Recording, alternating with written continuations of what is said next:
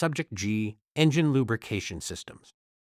Use the rated mechanics log to document your practical work experience for this subject.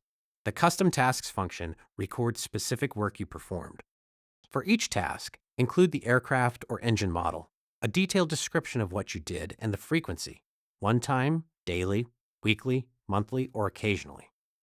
Link each task to the relevant work experience entry from your employment history. This connects your tasks to your timeline and shows the ASI where and when you gain the experience. If you're unfamiliar with engine lubrication systems, review Chapter 6, Lubrication and Cooling Systems of the Powerplant AMT Handbook to understand the scope.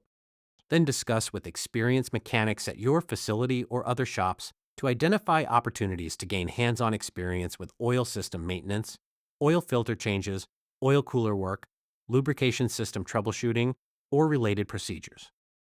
Ask about tasks related to engine lubrication systems that you can observe, assist with, or perform under supervision.